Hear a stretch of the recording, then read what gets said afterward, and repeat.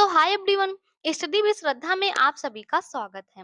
तो जैसा कि आप लोग थंबनेल पर देख चुके हैं कि आज है हमारा टॉप 200 इडियम्स एंड फ्रेज को पढ़ने का लेक्चर 3। आई होप आप लेक्चर 1 और लेक्चर 2 को देख चुके होंगे, जिसमें हम 1 से लेकर 20 तक इडियम्स एंड फ्रेज को सुपर इजी ट्रिक्स के साथ पढ़ चुके हैं। सो आज की क्लास में उसी के आगे 21 से हम स्टार्ट करेंगे। तो यहाँ से देखिए 21 इडियम्स हमारा क्या दिया है। बाइट आप more then one can chew.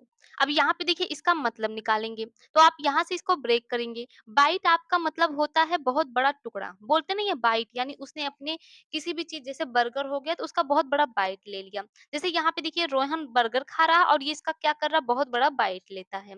तो यहाँ से बाइट आपका मतलब होता है बड़ा कोड़ यानी टुकड़ा काट लेना। और उसके बाद यहाँ पे मोर मतलब ज्यादा, मोर देन मतलब बहुत ज्यादा, वन कैन च्यू का मतलब होता है जितना चबा सकते हैं उससे ज्यादा।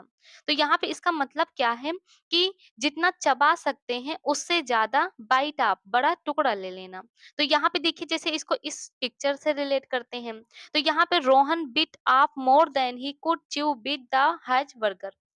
अब यहाँ पे रोहन क्या कर रहा है, बर्गर खा रहा है, लेकिन ये बर्गर का इतना बड़ा टुकड़ा ले लेता है जितना वो चबा नहीं सकता है, यानी बहुत ज्यादा, जितना उसकी क्षमता नहीं है उससे ज्यादा ले लेता है। और फिर क्या होता है, वो बर्गर को ना ही खा पाता है ना ही निगल पाता है। तो बस आपको इसी से रिलेट करना है, एक ऐसी रिस्पॉन्सिबिलिटी जिसे आप मैनेज नहीं कर सकते, यानी अपनी जितना आप संभाल नहीं सकते उससे ज्यादा अपने ऊपर कोई काम ले लेना। तो जितना संभाल सकते हो उससे ज्यादा काम अपने ऊपर ले लेना। तो इसका मतलब यही होता है। तो यहाँ पे आप इसको कंपेयर करेंगे कि कोई ऐसा चीज, इतना बड़ा टुकड़ा जिसे आप चबा नहीं सकते उसे ले लेना, यानी इतनी बड़ी रिस्पॉन्सिबिलिटी जिसे आप मैनेज नहीं कर सकते। तो यहाँ पे आप इसका एग्जांपल देख सकते हैं, अमन बिट आप more than he could chew by taking on too much work. तो रोहन यहाँ पे क्या किया है, यहाँ पे अमन जो है इतना बड़ा काम ले लिया है जिसे वो कर नहीं सकता है। तो इसका सीधा सा मतलब है अपनी क्षमता से ज्यादा काम या जिम्मेदारी ले लेना। देन हमारा नेक्स्ट इडियम है a fish out of water. अब यहाँ पे देखिए फिश का मतलब मछली होता है, आउट मतलब बाहर, वाटर मतलब जल। तो अक्सर हम क्या देखते हैं कि जो हम मछली होती है जब उसे हम जल से बाहर निकाल देते हैं यानी वाटर से बाहर निकालते हैं, तो वो क्या करती है, असहज फील करती है, यानी अनकंफर्टेबल फील करती है, कंफर्टेबल फील नहीं करती है। तो सेम इसी को आपको अपने लाइफ से रिलेट करना है। जब आप किसी नई या अनजान जगह पे जाते हैं तो वहां पे आप क्या करते हैं, अकवर्ड फील करते हैं, यानी असहज फील करते हैं। तो एक ऐसी स्थिति जहाँ पे आप अनजान जगह पे जाएँ तो अच्छा महसूस ना करें, यानी to feel uncomfortable in a new और अनफैमिलियर सिचुएशन। तो आप इसको इस तरह से यहाँ रिलेट कर सकते हैं।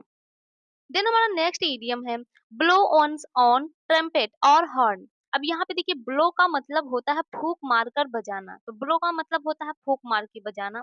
उसके बाद यहाँ पे क्या है, ओन्स मतलब अपना, देखिए वंस ओन मतलब अपना, और ट्रम्पेट मतलब कोई वाद्य यंत्र होता है, यानी हॉर्न। यहाँ पे देखिए ये लड़का क्या कर रहा है, हॉर्न को फूंक मार के बजा रहा है।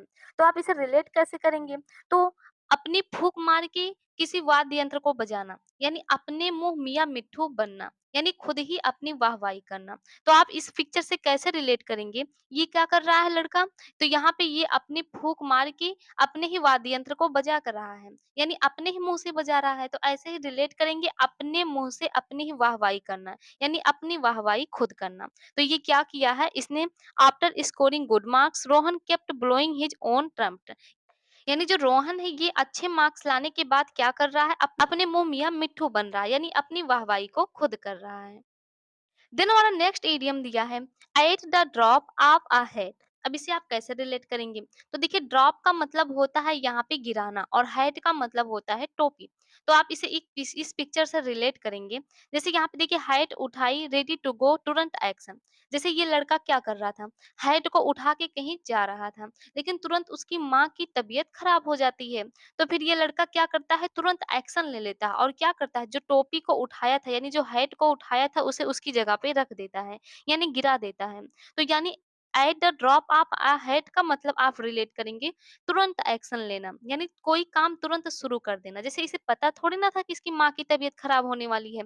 ये तो बाहर हैट उठा के अपने टहलने घूमने जा रहा था। लेकिन अचानक से इनकी माँ की जब तबीयत खराब हो जाती है, तो ये क्या करता है अपने हैट को गिरा देता है, यानी तुरंत एक्शन ले लेता है और इसका मूड चेंज हो जाता है और ये अपनी माँ को अस्पताल लेकर चला जाता है। तो आप ऐसे ही रिलेट करेंगे टोपी को तुरंत गिराना, यानी कोई एक्शन तुरंत ले लेना, यानी यहाँ पे तुरंत काम को शुरू कर देना। देन हमारा नेक्स्ट इडियम है क्राई ओवर स्प्लिट मिल्क। अब यहाँ पे देखिए क्राई का मतलब रोना या फिर चिल्लाना, स्प्लिट मिल्क मतलब यहाँ पे क्या होता है गिरा हुआ दूध। तो देखिए क्राई का मतलब रोना हो गया, स्पिल्ट मिल्क मतलब गिरा हुआ दूध।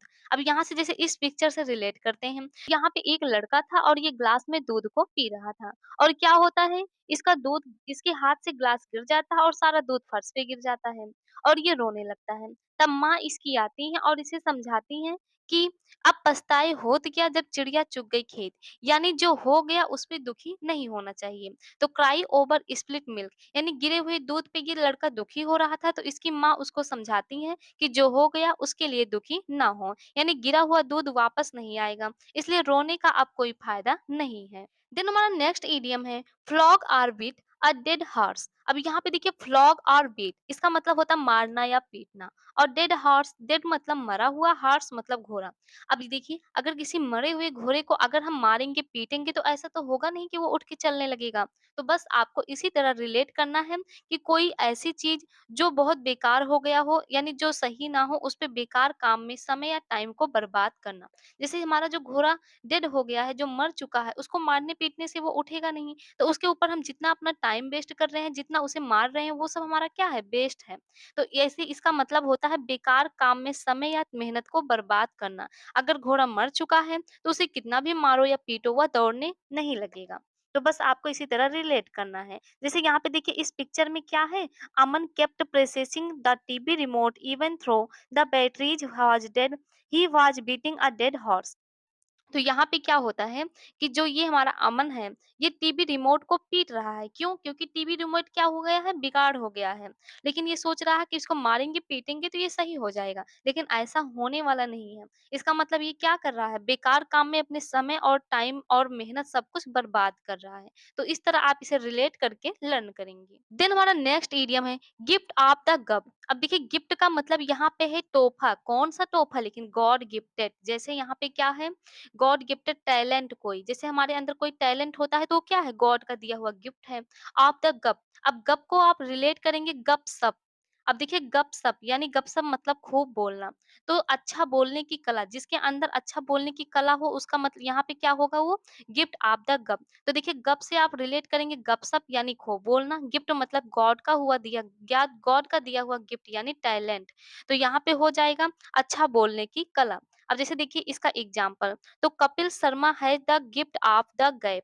तो यहाँ पे देखिए कपिल शर्मा के पास क्या है, गॉड का दिया हुआ गिफ्ट है, क्योंकि ये बहुत अच्छा इनके पास बोलने की कला है। देन हमारा नेक्स्ट इडियम है take with a pinch of salt. अब यहाँ पे देखिए पिंच का मतलब होता है चुटकी, और यहाँ पे सॉल्ट का मतलब होता है नमक, और टेक मतलब लेना, यानी चुटकी भर नमक लेना। अब इसका मतलब क्या है, तो इसे जैसे रिलेट करेंगे, जैसे देखिए आप खाना खाने बैठते हैं, तो आपको उसमें क्या होता है, लगता है कि नमक इसमें कम है, तो आप क्या करते हैं, चुटकी भर नमक लेते हैं।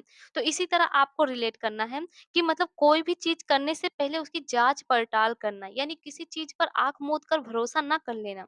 जैसे आप खाना खाए, तो आपको पता चला कि नमक कम है, उसके बाद आप नमक लिए। अब ऐसा तो है नहीं आप खाना बिना टेस्ट किए आप उसमें नमक भर लेंगे। तो मतलब यही कहने का है हमारा कि अगर कोई भी चीज़ आप काम कर रहे हैं, तो कोई भी चीज़ डिसीज़न ले रहे हैं, तो सबसे पहले उसका क्या करें, जाँच-पड़ताल कर लें कि ये चीज़ सही है या नहीं। अब जैसे इस पिक्चर से रिलेट करेंगे, तो इस लड़की की फ्रेंड ने इसे बोला कि उसके 90% आए हैं। तो इस लड़की ने उसके तुरंत ऊपर बिलीव नहीं किया। इसने सबसे पहले आके क्या किया, इस लड़की का स्कोर कार्ड चेक किया, और चेक करने पे क्या पता चलता है कि देखिए 85% है। तो बस इसने क्या किया, उस पे आँख मूंद के भरोसा नहीं किया, सबसे पहले उसकी जाँच-पड़ताल किया। तो यहाँ पे आप पिंच ऑफ सॉल्ट से रिलेट करेंगे कि किसी चीज़ पर आँख मूंद के भरोसा ना करना, सबसे पहले उसकी जाँच-पड़ताल करना। देन हमारा नेक्स्ट इडियम है ब्रेक अ लेग। अब देखिए ब्रेक अ लेग मतलब पैर तोड़, यानी कोई चीज़ करना है तो उसे पैर तोड़ के करना है, यानी बहुत ज़्यादा मेहनत करना। तो यहाँ पे देखिए इसका मतलब पैर तोड़ परफॉर्मेंस हो गया। तो इसका मतलब होता है विशिंग गुड लक, यानी किसी को ब्लेस करना कि जाओ, जैसे ये लड़की डांस कर रही थी तो इसको ब्लेसिंग किया गया कि ब्रेक अ लेग, यानी पैर तोड़ के डांस करो, यानी बहुत ज़्यादा मेहनत करो। तो आप इससे रिलेट करेंगे। यानी विशिंग गुड लक, यानी किसी को जैसे आप बोलते नहीं है गुड लक, तो ऐसे ही होता है ब्रेक अ लक। तो आज से अगर आपको इसको याद करना है तो आप इसे कैसे बोलेंगे? अगर आपको किसी से गुड लक कहना है तो आप क्या कहेंगे? Break a leg. तो इससे आपको ये लर्न हो जाएगा। देन हमारा नेक्स्ट इडियम है कट कॉर्नर्स। अब देखिए कट मतलब काटना, कॉर्नर्स मतलब किनारों से। तो यहाँ पे किनारों से काटना यानी शॉर्टकट अपनाना। अब किनारों से काट दे रहे हैं तो यहाँ पे क्या कर रहे हैं? शॉर्टकट को अपना रहे हैं। तो to take shortcut to save time और मनी, यानी इसका उपाय करके काम चलाना। अब जैसे इसको हम रिलेट करेंगे इस पिक्चर के थ्रू, तो जैसे ये लड़की है और इसकी फ्रेंड का बर्थडे आने वाला है। तो ये अपने फ्रेंड के लिए क्या कर रही है? गिफ्ट बना रही है। तो यहाँ पे क्या करती है? वो एक पेज लेती है, लेकिन कॉर्नर को कट करके बीच से एक हार्ट शेप निकालती है। इसे देखिए इसने इजी काम अपना लिया, क्योंकि कॉर्नर को छोड़ दिया और बीच से ही एक हार्ट शेप निकाल लिया और उस पे लिख दिया हैप्पी बर्थडे माय बेस्टी। तो यहाँ से देखिए इसने क्या किया? सस्ता उपाय करके काम चला लिया। देन यहाँ से हम इस इमेज के थ्रू रिलेट करें, तो जैसे यहाँ पे क्या था? क्लास में असाइनमेंट लाना था।